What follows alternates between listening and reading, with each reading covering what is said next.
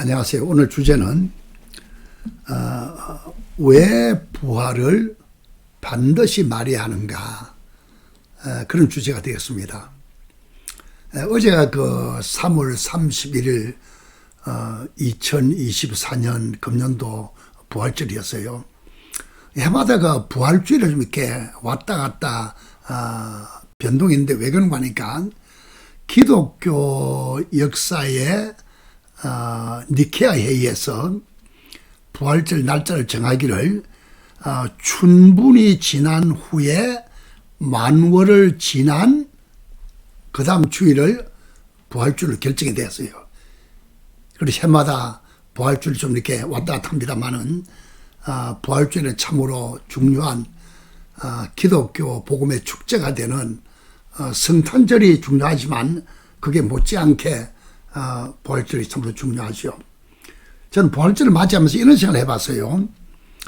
우리가 종종 이렇게 복음을 전하다 보면 또 복음 전 설교가 어떤 설교일까 얘기하다 보면 주로 십자가 보혈에 초점을 맞출 때가 참 많아요. 물론 기독교 복음의 기본이 십자가, 그거는 사실이지만은 십자가만 가지고는 온전한 복음을 말할 수가 없어요. 반드시 부활을 얘기를 해야 돼요. 그 이유를 성경을 중심으로 몇 군데 찾아보기 원해요.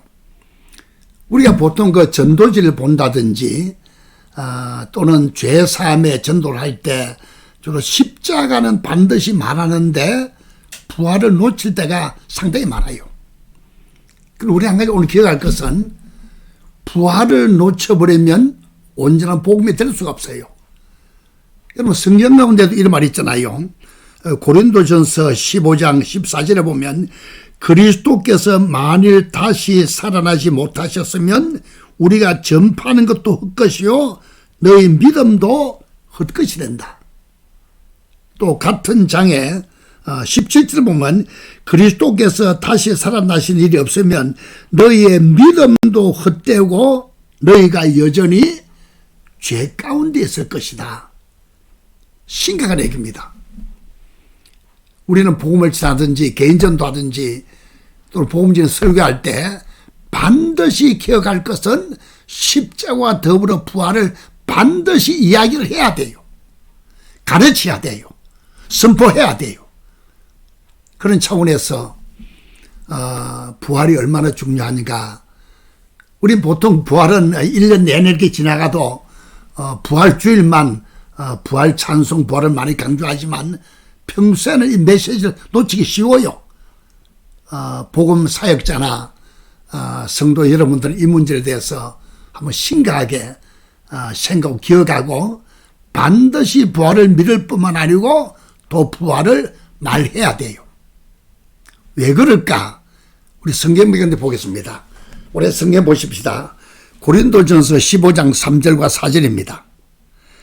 내가 받은 것을 먼저 너에게 전하였노니 이는 성경대로 그리스도께서 우리 죄를 위하여 죽으시고 장사지는 바 되었다가 성경대로 사흘 만에 다시 살아나사. 아멘이죠.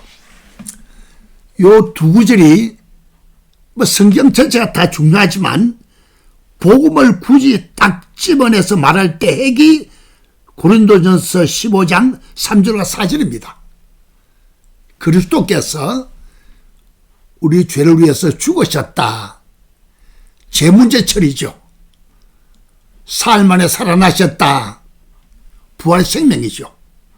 이 두 가지가 동시에 전해지고 믿어져야 온전한 구원받는 믿음이고 확실한 복음 메시지가 될 수 있습니다. 십자가 없으면 부활 자체는 존재할 수가 없잖아요. 죽은 적이 없으니까 어떻게 살 수 있습니까? 근데 이걸 다른 말로 말하면 부활이 없으면 십자가 죽음도 의미가 없어지고 말아요. 예를 들어 어떤 사람이 죄를 지어서 교도소 들어갔다. 죄값을 완전히 법적으로 치루었다는 것을 알아보려면 그 사람이 교도소 수감생활을 끝마치고 교도소 밖을 나온 걸 봐야 범죄에 대한 처벌이 끝났구나 확인할 수 있잖아요. 십자가 죽음은 너무너무 중요한 거예요. 죄사함에 대해서 아주 중요해요. 그러나 부활을 통해서 하나님께서 받으셨구나. 죄사함이 온전한 속죄가 완전히 이루어졌구나. 그게 일단 확인이 돼요. 그래서 십자가와 더불어서 부활의 복음이, 부활의 생명의 이 메시지가 함께 나가야 온전한 복음 메시지가 될 수 있습니다. 또 다른 데 볼까요? 로마서 8장 2절입니다. 생명의 성령의 법에 대한 건데, 로마서 8장 2절, 이는 그리스도 예수 안에 있는 생명의 성령의 법이 죄와 사망의 법에서 너를 해방하였다. 구원받은 그리스도에게 참 중요한 메시지입니다. 믿을 때 우리 안에 생명의 성령의 법이 들어왔잖아요. 법이 믿는 자에게는 이미 죄와 사망의 법에서 해방시켰다. 이게 중요한 포인트가 뭐냐면 죄의 법에서도 해방시켰고 사망의 법에서도 해방시켰어요. 죄의 삭은 사망이잖아요. 죄 때문에 사망했어요. 그리고 중요한 것은 믿는 자에게 죄의 법도 처리되지만 상함의 법도 처리가 돼야 돼요. 죄의 법은 십자가 보혈로 처리가 됐어요. 사망의 법은 예수님 부활로 처리가 됐어요. 아멘 되죠?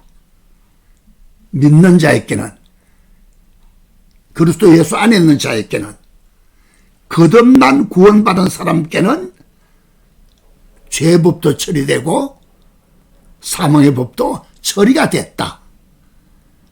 십자가 보혈로 죄의 법이, 예수는 부활로 사망의 법이 사셨네 사셨네, 예수 다시 사셨네. 이게 놀라운 복음의 메시지입니다.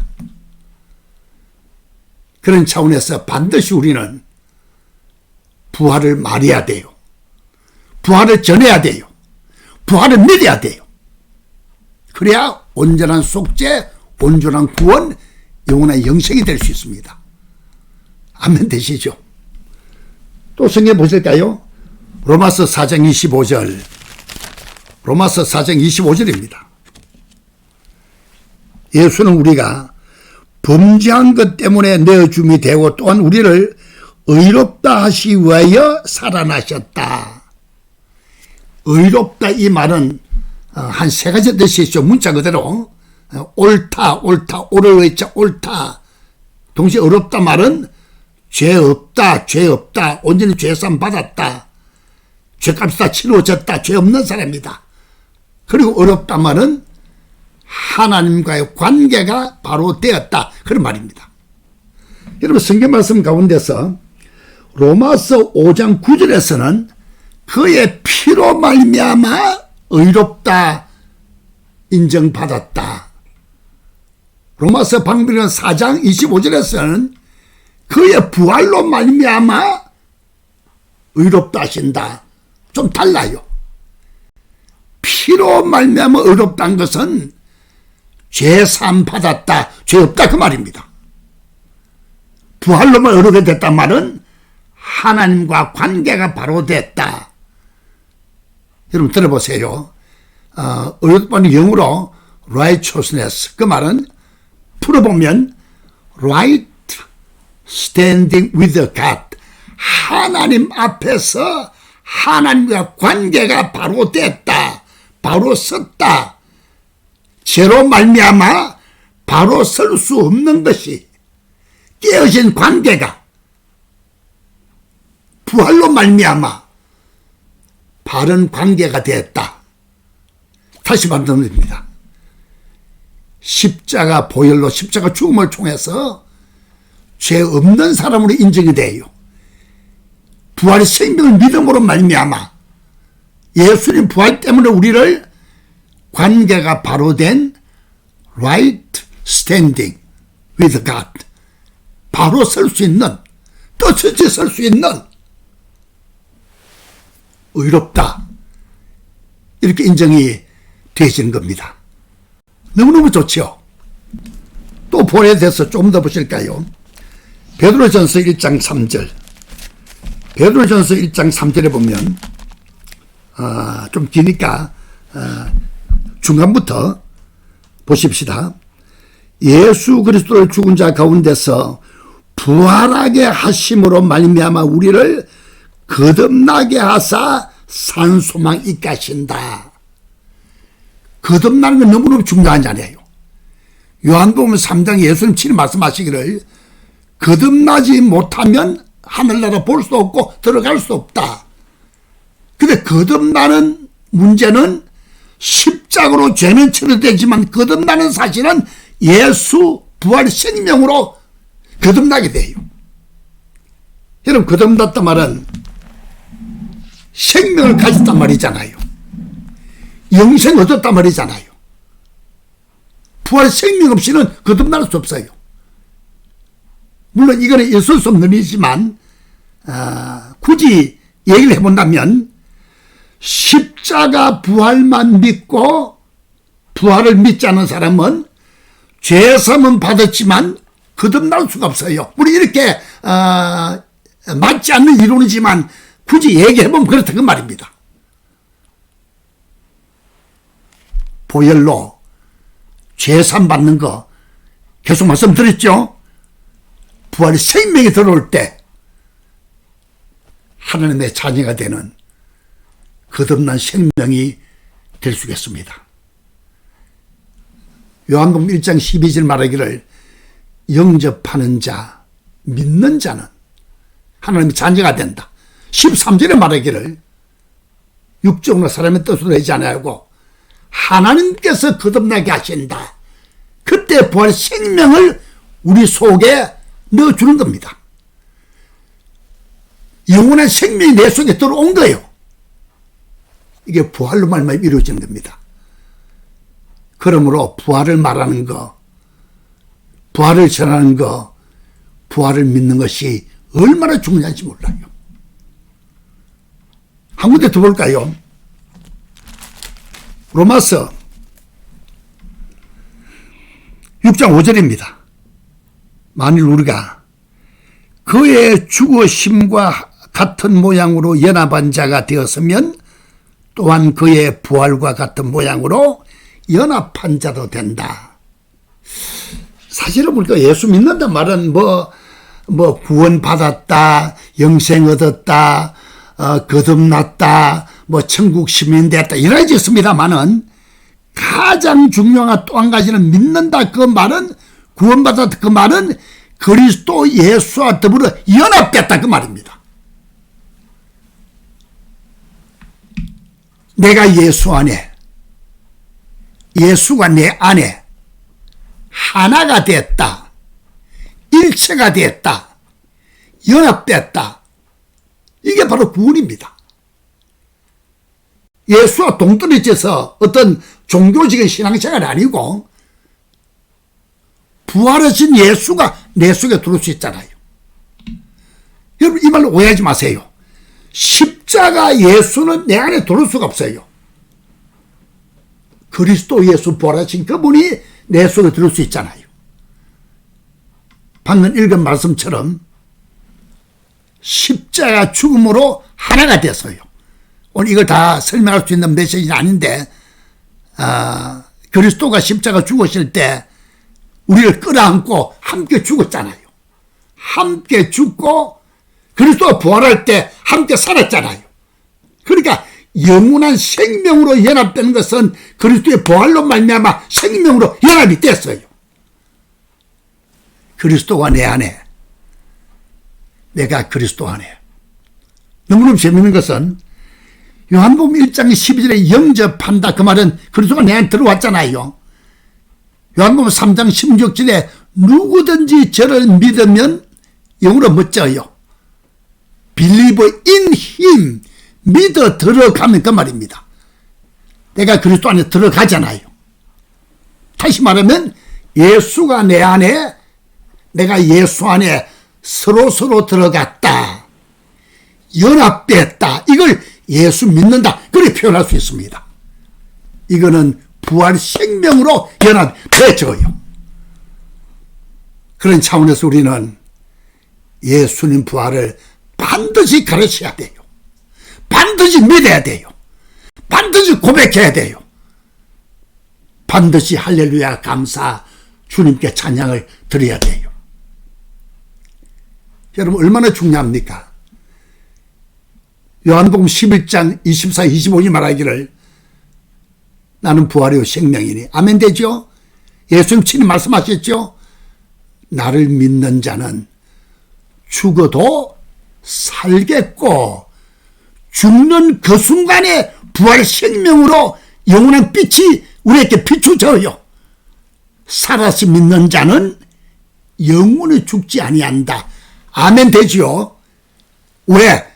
그리스도와 하나가 되기 때문에, 연합되기 때문에 함께 죽었고 함께 살았다, 연합됐다, 부활 생명으로 연합된 겁니다.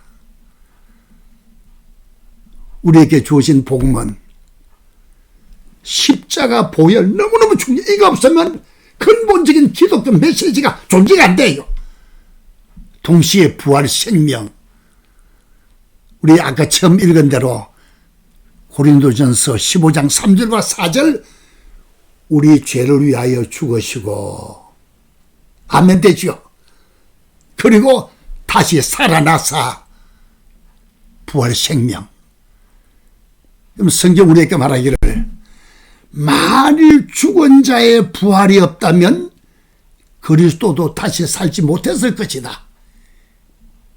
무슨 말인지 알아요? 예수님이 다시 사셨다, 부활했다, 이 말은 죽은 자에게 부활이 있다 그 말입니다. 예수님 부활을 보니까 믿는 우리도, 그리스도와 더불어 연합된 우리도 다시 살 것이다, 부활할 것이다, 부활 영생 천국은 반드시 있다. 할렐루야. 아까 말했죠. 죽어도 살겠고 살아서 믿는 자는 영원히 죽지 아니한다. 죽으시고 살으시고 완성된 복음의 핵심입니다. 우리는 십자가 보혈과 함께 반드시 부활을 말하고 가르치고 믿고 누리고 고백하고 찬양하고, 할렐루야, 이것이 크리스찬 라이프고 제자의 길이고 하나님께 영광이 되는 놀라운 복음 메시지입니다. 아멘입니다. 감사합니다.